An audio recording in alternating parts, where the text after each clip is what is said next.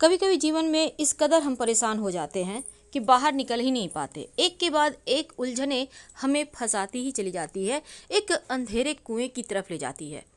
तो आज हम आपको शत्रुओं से मुक्ति पाने के एक छोटा सा प्रयोग बताएंगे। ये प्रयोग आप किसी के लिए भी कर सकते हैं और ये प्रयोग करने के बाद आपके दुश्मन शांत हो जाएंगे। वैसे तो शत्रु मुक्ति के बहुत सारे प्रयोग हैं, लेकिन अगर आप ये प्रयोग कर लें तो आपको दोबारा से कोई प्रयोग करने की आवश्यकता ही नहीं पड़ेगी। क्या करेंगे? बहुत सिंपल है, बहुत छोटा सा प्रयोग है, पर आपकी मन्नत जरूर पूरी होगी। देखिए, शत्रु विरोधी जब परेशान करते हैं तो जीवन तबाह हो जाता है। आपका ऑफिस हो, व्यवसाय स्थल हो, घर परिवार हो या फिर आपके पड़ोसी हों, शत्रु तो शत्रु होता है, वो शत्रुता निकालेगा ही। अब एक छोटा सा काम करना है आपको, जिससे आपके जीवन के रास्ते आसानी से आप काट सकें, चल पाए 2 कदम, क्योंकि बहुत लंबी है ये ज़िंदगी। और अगर इस तरह से उलझने आती रहेगी तो आप बीच रास्ते में हार जाएंगे, और हारना नहीं है, क्योंकि मनुष्य जन्म दोबारा मिलेगा या नहीं ये भी बहुत मुश्किल है। अब सबसे अच्छा तो मनुष्य जन्म है, तो इसको क्यों गंवाया जाए? तो क्यों ना चीज़ों को बेहतर किया जाए थोड़ा सा मेहनत करके।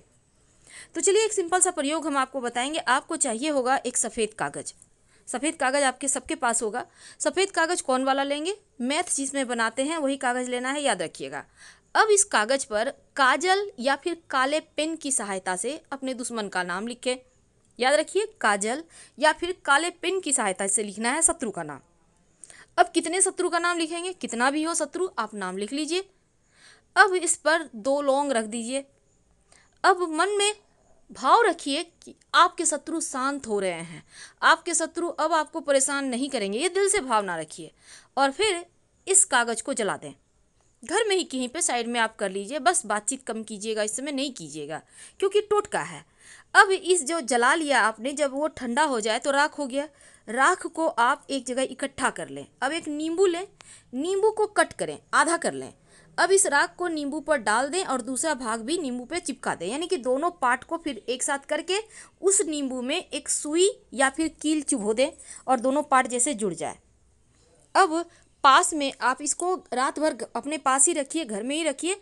अगले दिन सुबह सुबह, जैसे कोई टोके नहीं देखे नहीं, पास के किसी भी वृक्ष के नीचे जाएं और मिट्टी में गड्ढा करें। फिर उसको आप उस जो नींबू है जिसमें आपने कील या सुई चुभोया है, इस कदर चुभोइएगा कि दोनों पार्ट अच्छे से जुड़ जाए।